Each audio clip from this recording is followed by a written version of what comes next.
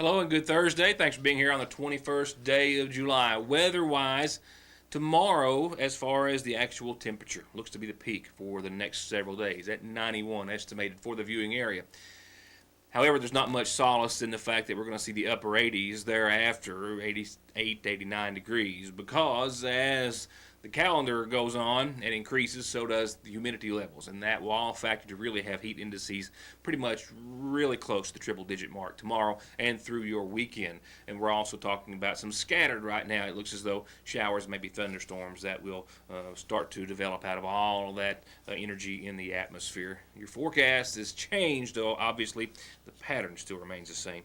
On tonight's program, the city of Paintsville, as well as the Paintsville Utilities Commission, are still struggling to come to some understanding and agreement in regards to how to pay a multi-million-dollar loan to fix an ailing sewage system that looks to put them in the red, maybe even more so than they are now, with the Kentucky Division of Water and the EPA, who could fine them up to $25,000 a day. They tell them if the situation, which appears to be an ongoing for years, is not remedied. We'll cover 2 meetings by those entities in the past few days on tonight's program. We also have some more information about one of the co-defendants in the case, or one of the defendants in the case against Mayor Bob Porter, that of Paintsville businessman Euless Crace. A wallet has resulted in an arrest in Magoffin County earlier today, and an area sheriff reportedly will do some jail time after a guilty plea. That's where we'll pick up our area coverage tonight in Floyd County, where former Floyd County Sheriff John K. Blackburn has apparently and officially just days ago entered an official guilty plea in court. Now, he is also recommended to serve 14 days in jail as a result of his second offense DUI charge. Per recommendations by the prosecutor, Blackburn will serve those 2 weeks in jail over the course of several weekends, referring to a medical condition that Blackburn has. In exchange for the guilty plea to the DUI, other charges against him were dropped: second-degree wanton endangerment and second-degree disorderly conduct and third-degree escape. Some of those charges resulted from his September arrest, in which the arresting police officer said that Blackburn not once but on 2 occasions allowed his vehicle to roll backwards, nearly hitting that officer who was standing behind the vehicle. He also made other statements to law enforcement officials about how they didn't know who he was messing with, and further advised them of his experience in law enforcement. He was then taken to the hospital after complaining of chest pains, and while still under arrest at that facility, he left overnight before turning himself into authorities the following morning. He has a next court appearance, a review hearing, set for next Friday, the 29th. His second offense DUI follows the first, in which he was stopped by authorities driving an official vehicle coming home to Floyd County down the Mountain Parkway months prior to the second arrest.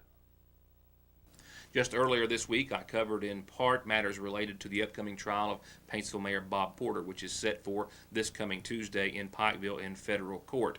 In that report earlier this week, specifically, we were speaking about the 2 other defendants that were involved in the case, former Utilities Manager Larry Harold and Euless Crace, the latter of which we appear to have confirmed tonight has been incarcerated in a federal medical facility. Just earlier this week, we covered the fact that the trial for Mayor Bob Porter is still set for this coming Tuesday in federal court in Pikeville, as I said. We also at that time revisited the fact that former Utilities Manager Larry Harold has already entered, as of this past April, into a plea agreement with federal authorities to in part testify against Porter. The details of that plea agreement were given with everything except, well, it was also included there was no agreement between authorities and Harold as for what time he may or may not spend in jail as a result of his taking the plea agreement.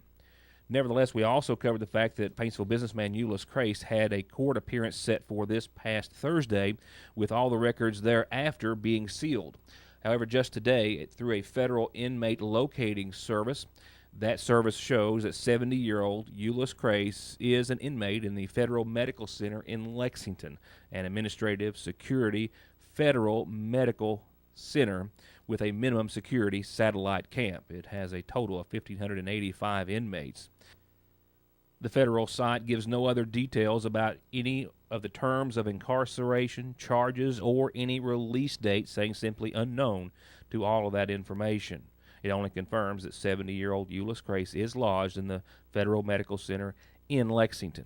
And, of course, this follows motions filed earlier on by his attorneys to be severed from the case or to have his case delayed as a result of his medical condition. We expect more information to be revealed during the trial should it go on as scheduled next Tuesday.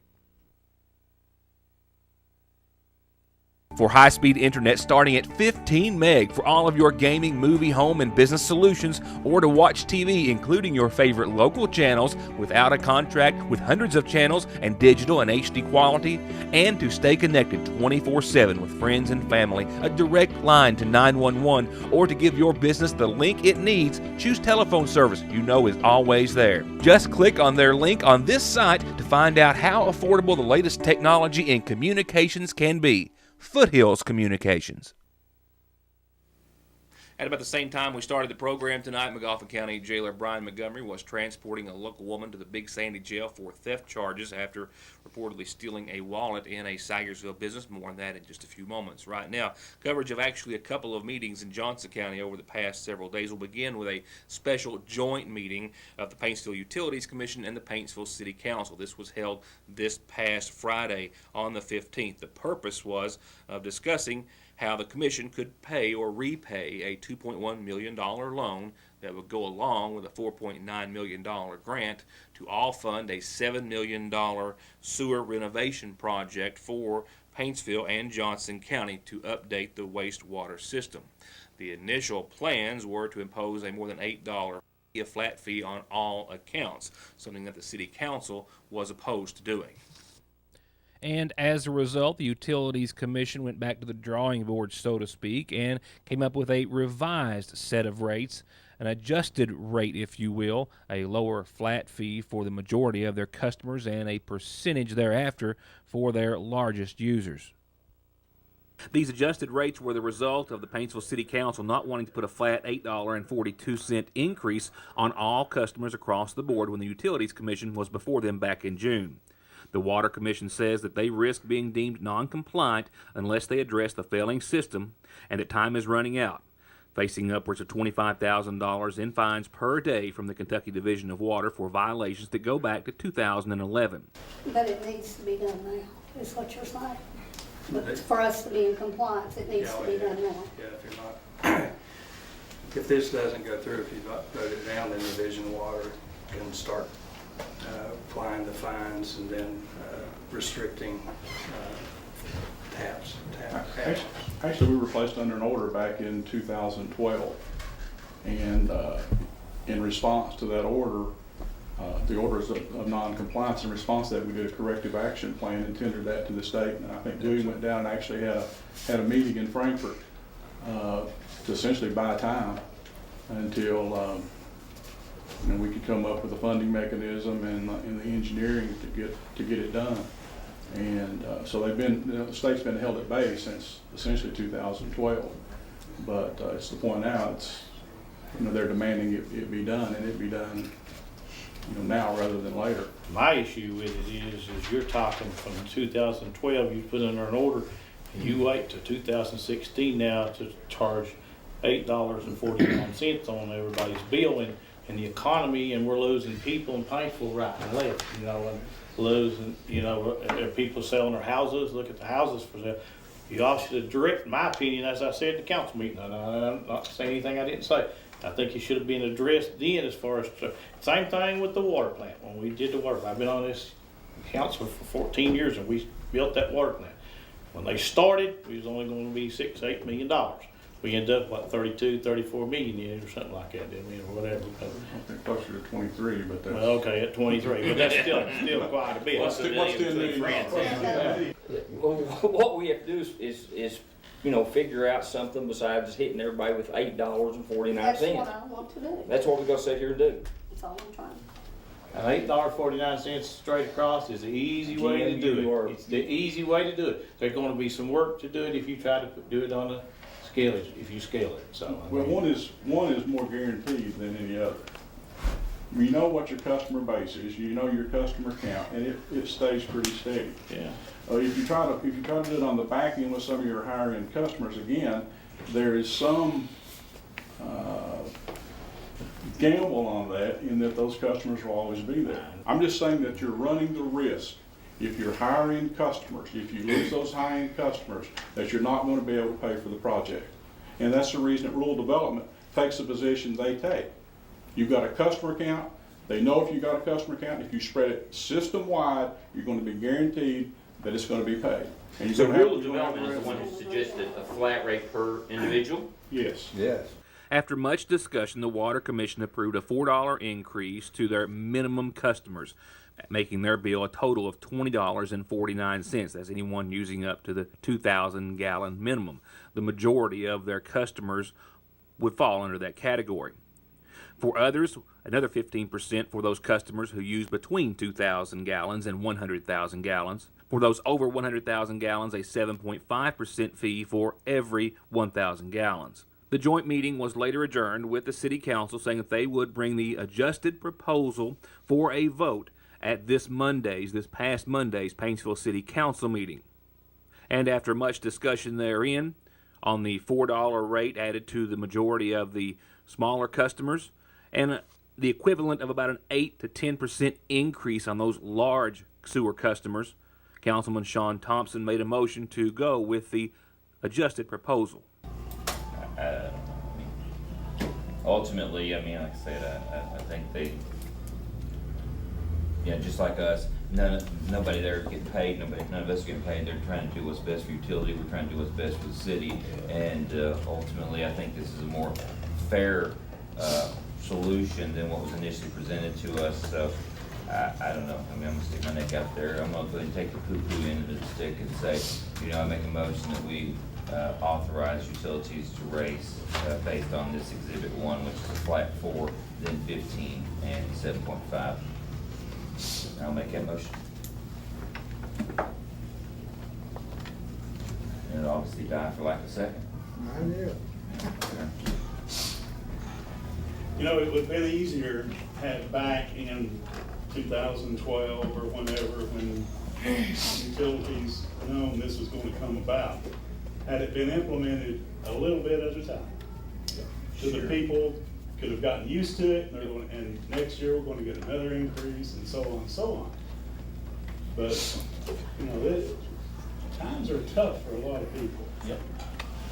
And just what you said a minute ago, Dave, we put that water bill, all that double that should have been implemented years ahead of that, and that's what I said the other night when we had the meeting. I said, should have planned for this a little bit more, and already had some money in reserve for this without having to do this all to the people at one time, so. Unfortunately, I think it's probably imperative that we do something. I don't know how we get around, because then, as Sean said, there's a very good chance we'll be responsible for a lot of considerable fines that the utility department will have to withstand. I don't think you guys realize us sitting up here, all the heat we take for this right here, for raising taxes, which I hate to do, but we've had to. And I mean, I just get tired of it. And I know it's tough. But if there's another alternative out there, I hope we find it. And so we don't have any say as a council when you want to bid something, correct? You have to approve the bid. Huh? You will ultimately have to approve the bid after. It's not been approved by commission yet.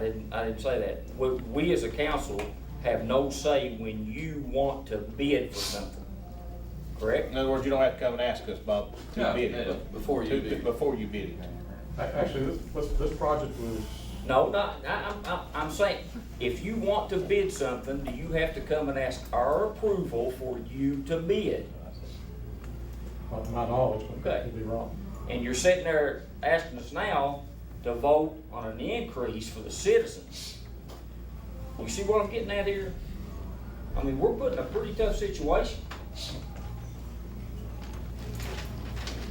Later, Mayor Porter asked the Water Commission how long the Kentucky Division of Water would give them to resolve the situation, to which he was told that they had a meeting with the Division of Water coming up on the 27th of this month in Hazard. after which Councilman Bill Mike Runyon proposed that they waited until after that meeting until they made a decision on the matter. Therefore, Councilman Thompson's motion died for the lack of a second, basically putting the vote into a hold status, not voting it down, but waiting until after the 27th. There were some other items discussed in the meeting and some other business that took place, and we'll have that at a later time. Right now, a few words from a few sponsors with more headlines to follow. McGoffin County Sheriff's Deputy Neil Adams has charged a local woman with theft and possibly other charges in relation to a wallet that she picked up in a Sagersville business. 59-year-old Mary Lee Martin was just jailed in the Big Sandy Detention Center on a count, I've just now confirmed, of theft by unlawful taking over $500 but under $10,000. This relates to a wallet that a customer in the Sagersville Rite Aid had left behind back last week on either Friday or Saturday, we do believe. Left it lying on the counter. The next person to step up to that counter to make a purchase was Martin, and she took that wallet after seeing it and then left the store with it. That was confirmed after the individual, the gentleman not from McGoffin County, reported his wallet missing. McGoffin County Sheriff's Deputy Neil Adams reviewed security surveillance footage from inside the store, and it showed clearly that Martin pocketed the wallet and left the store with the property. Inside, some $700 to $900 in cash, said the owner, credit cards, driver's license, and some personal effects, all of which Martin says she no longer or did not at any time maybe have in her possession and did not turn over to authorities. Also, in a bit of irony, the victim of this crime, the gentleman who left his wallet, happens to be the father of a federal law enforcement official. Up next on your McGoffin Farm Bureau community calendar, a reminder for anyone who wants to set up a food booth for the upcoming Heritage Day Festival in downtown Sagersville, which is August the 31st through September the 3rd. You need to call Fire Chief Paul Howard, who is organizing such an arrangement and event, 349-3256 or 791-3256. There is a $250 flat rate for the entire festival, which is due with the return of your application. A reminder about free sports and school physicals for this Saturday the 23rd at McGoffin County Immediate Care that is located in the Hardin Medical Plaza. No appointment needed, but if you have any questions, you can call 349-6006. That's free sports and school physicals this Saturday. A reminder that you're invited to Family and Friends Day at the Stinson United Baptist Church this Sunday morning at 11. Everyone is welcome, says Pastor Joe Carroll. They'd like to have you there for a good old-fashioned church service. And our friends at Kearney Free Will Baptist would like to invite kids 3 and older to kindergarten, my goodness. I got 2 of them crossed there, to Vacation Bible School next week. I've had trouble with this one. I don't know why. I've messed it up on a couple of occasions. Next week, Monday through Friday, 5:30 to 8 each evening at Kearney Free Will Baptist. For Submerged, Finding the Truth Below the Surface. And I'll remind you later on next week, but for now, South McGoffin Elementary wants to invite their kindergarten students who are coming into kindergarten this school year to kindergarten camp. That is next Thursday, 9:30 till noon, where kindergarten students have a great chance to meet their teachers and have some fun and some activities that will allow them to get ready for the first day of school. And for birthdays and anniversaries and announcements like you just heard, this is how you get them on the program. We'll tell everyone about it. Lastly, before we go on, I had an announcement in the door today that simply said, "Family dog lost Tuesday, last seen at the post office," but there was no description. So if whoever dropped that off would like to call us back or give us some more details, we'll be glad to run that for them.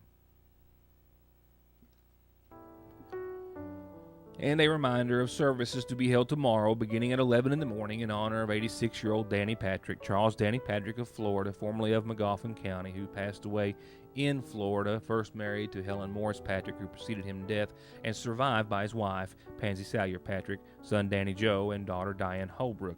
Visitation is this evening and up until services begin tomorrow morning in his honor, all from the Sagersville First Baptist Church. And from the McGoffin County Funeral Home, we've just learned of the passing of 34-year-old Timothy Riley Caldwell of Richmond, formerly of McGoffin County, the son of the late Michael Caldwell and Penelope Jackson. He's survived by the love of his life, Beth Brown, and his dog, Chopper.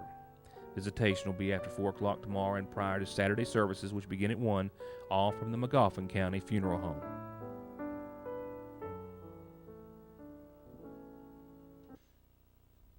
And we'll close up shop tonight here at the newsroom with your weather forecast brought to you by Licking Valley RECC, where heat and humidity are going to continue right on. No major changes to your forecast. A few numbers have been adjusted. Clear skies tonight, a low of 66, a light wind at most.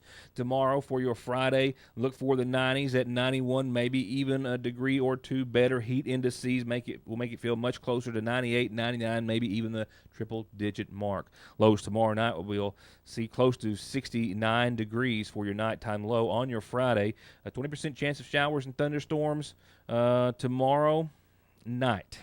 That's our first chance. After tomorrow, it's going to be sunny and clear and hot, but tomorrow night, a 20% threat, followed by a 40% threat on your Saturday with more partly sunny skies and more temperatures, even though they're going to dip back to maybe just a degree or two below 90. Heat indices will still be in the upper 90s as the humidity level is going to continue to pick up tomorrow and into their weekend. Sunday will wrap up your weekend, 89, mostly cloudy, and a 30% chance of showers pretty much across the board, anytime mainly after 11 a.m. on your Sunday. Monday of next week, we'll start off with another 89er out there, 40% chance of showers and thunderstorms, and still mostly cloudy skies. I expect the sun to return by next Tuesday, at least with partly sunny skies, and another 20% threat of showers and thunderstorms. I have a threat, with the exception of tomorrow, of at least 20 to 30% of showers and thunderstorms through Thursday, maybe even Friday. It's every day, Thursday to Friday of next week. In closing, the McGoffin County Fiscal Court met at 5. The McGoffin County Board of Education meets at 7 if you're catching the early show. And we'll have that and other news when we wrap up this week tomorrow on Your News Today. Thank you for watching and look forward to seeing you next time.